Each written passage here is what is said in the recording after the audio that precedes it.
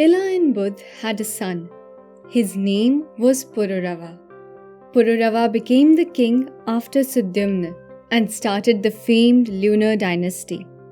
Pururava had godlike qualities in him. He conducted 100 Ashwamedh Yagyas and acquired fame like Indra. He had his allies in all three worlds and even helped the king of gods in battles against Daityas and Asurs. Hearing about Pururava's exploits, Apsara Urvashi was infatuated with him. She desired to meet this illustrious human who was not second to the gods. Her wish was soon going to be fulfilled. Once, when Urvashi was visiting Earth with her friend Chitralekha, and they were roaming around and admiring its beautiful gardens, they were faced by a fierce demon named Keshi. Keshi got infatuated with Urvashi's beauty and tried to kidnap her. Trembling with fear, Chitralekha started shouting, "Is there anyone out there who can protect my friend?" Coincidentally, Pururava, who had the capability to travel to all three worlds, was passing by. When he heard the cries of a woman, he stopped there. Chitralekha told Pururava about her friend Urvashi and that she had been abducted by an Asur. Pururava rushed in the direction where Keshi had gone and chased him down. He confronted Keshi and killed him in a duel. He rescued Urvashi and brought her back to Chitralekha.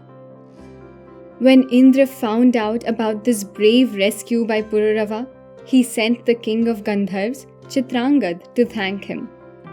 Pururava left the two Apsaras in Chitrangad's care and went back to his kingdom. However, Pururava was now smitten by Urvashi's beauty and kept thinking about her. He could not focus his mind on anything. He started failing to perform his duties as a king because of his preoccupied mind.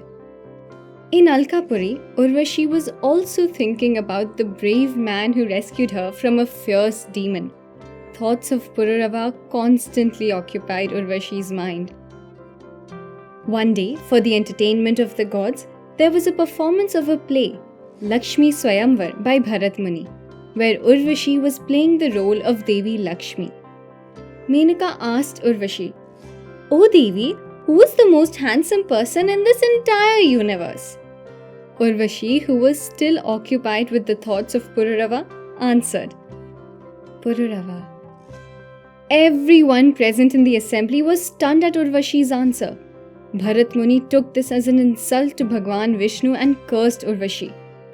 "Urvashi, you are so smitten by this human. You will have to live with him on earth and bear him children." This curse felt like a boon to Urvashi, and she happily accepted it. She left heaven and headed towards earth to meet the man who had been consuming her mind since she first met him. When Pururava saw Urvashi visiting, he could not control his emotions. The woman of his dreams was now in front of him, ready to become his companion. However, before Urvashi agreed to marry Pururava, she laid two conditions in front of him. Urvashi said, "O king, I have left heaven to be with you.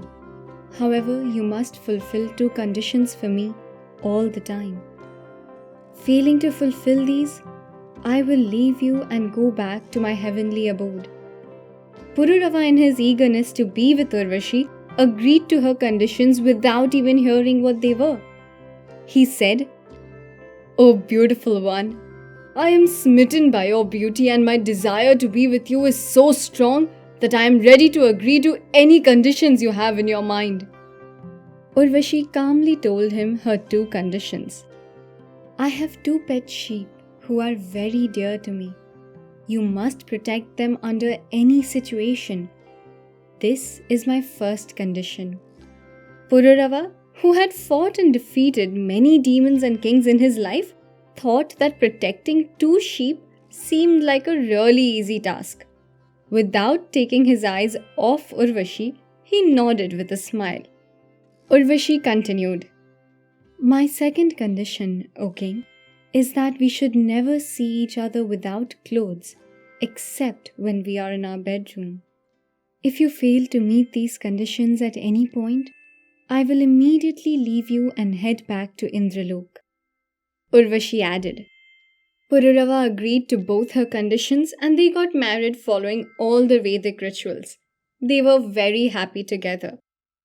Many years passed and the gods at Alkapuri started missing Urvashi. Besides this, Indra could not bear the fact that Urvashi was happy being a companion to a human. Indra wanted Urvashi to be back in Devlok.